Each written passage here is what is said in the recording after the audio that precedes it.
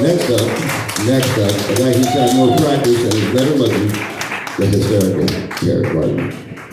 Yeah! There you go. Thank you, everyone. Thank you. St. Mary's.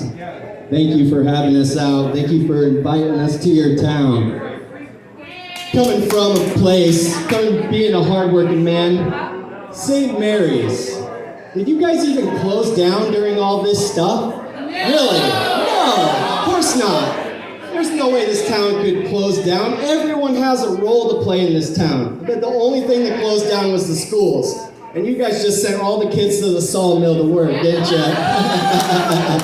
Exactly. You know, out of everything that closed down, the one thing that I was very upset that closed down was the fair. No one that goes to the fair gives a shit about COVID.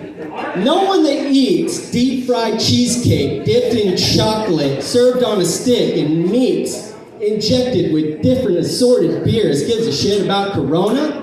No one that rides put together by heroin addicts and tweakers gives a shit about their well-being. No. For all we know, the cure for COVID is in some carny out there who's been hustling people for stuffed animals and his diet has been nothing but Mountain Dew and elephant ears for the last 27 years. Just maybe, folks, we will find a cure.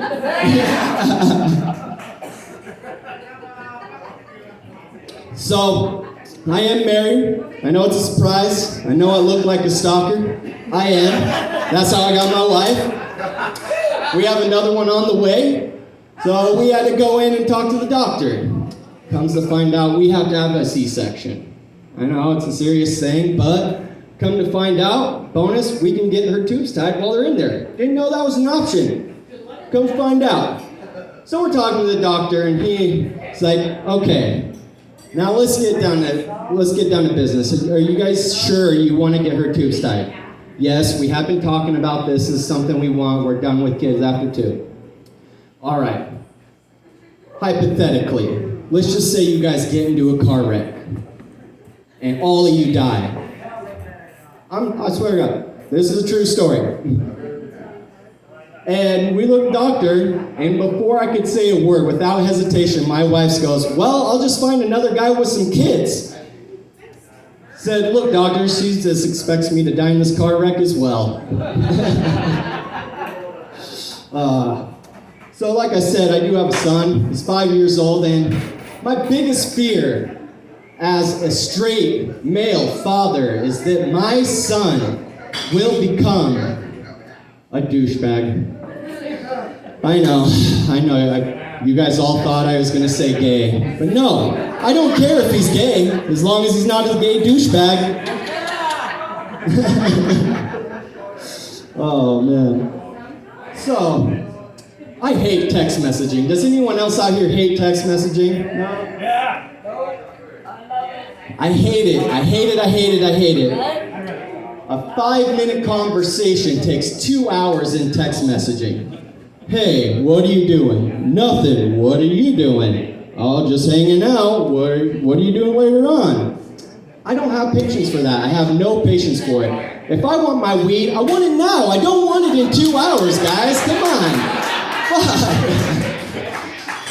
Like I was saying, I have no patience. I'm not a patient guy. And with that, I realized I can never be gay.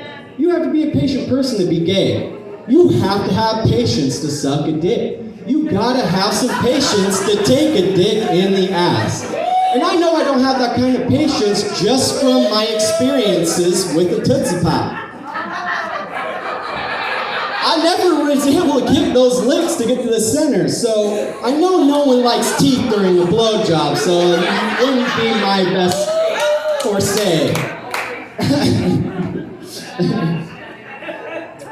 So, the biggest thing in 2020, guys, in my opinion, was that show on Netflix, Tiger King. Did everyone see it? Yeah? All right. Well, I'll give you the rundown since we're all here. Tiger King is about some crazy maniacs that live all around the United States. I didn't know even existed until I don't know, April when I was quarantined in my house. But with it, I found out one thing. The guy, the show that this show is about, he isn't the Tiger Queen, or King. No, he is the Tiger Queen.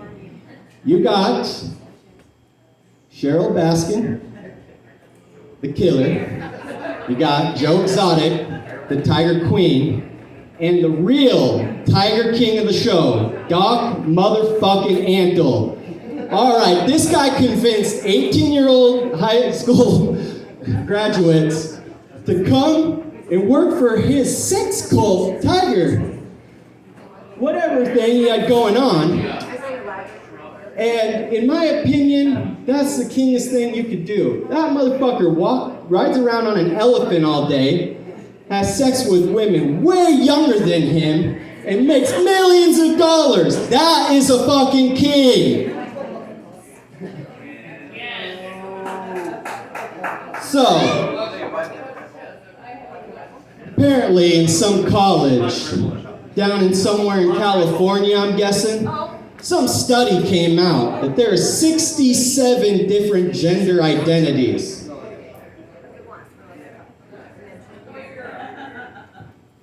Huh, that's weird because I only see 2 in the room tonight.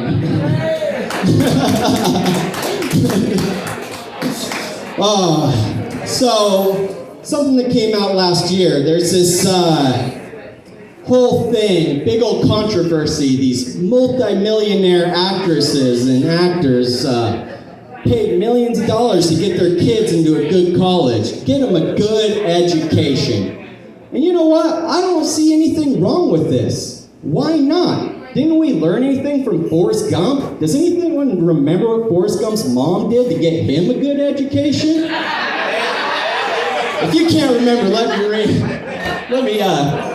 bring a memory for you. She fucked the principal.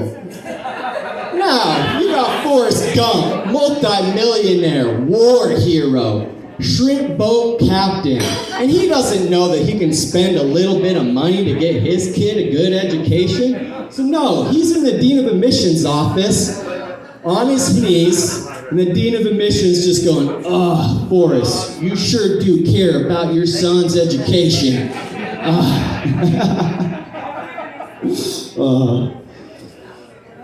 So, Facebook, I know we are all on it, but one thing I hate about Facebook are these posts. You know, it's a picture of Jesus or God, and it says, if you don't post amen on this picture right now, you're going to hell.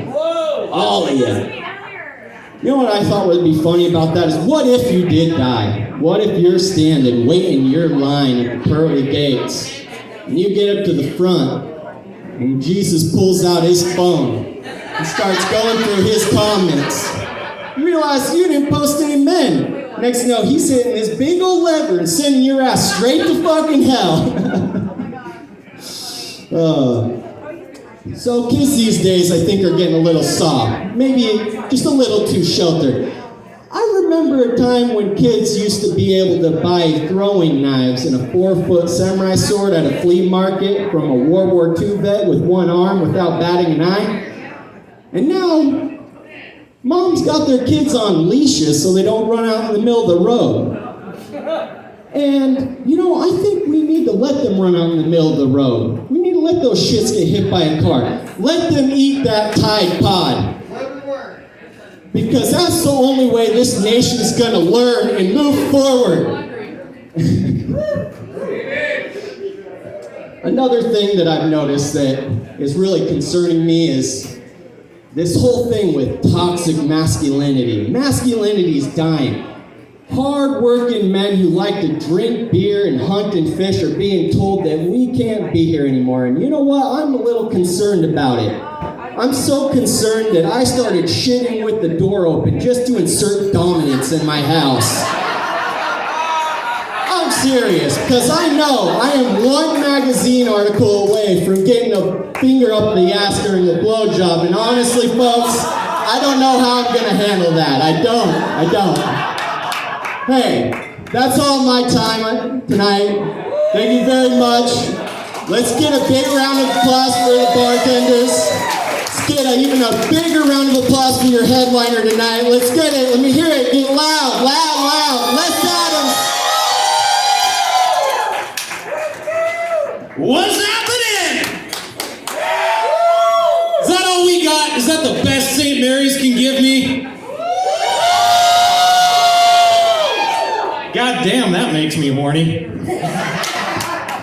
Can you imagine if we were able to walk into the bedroom and hear a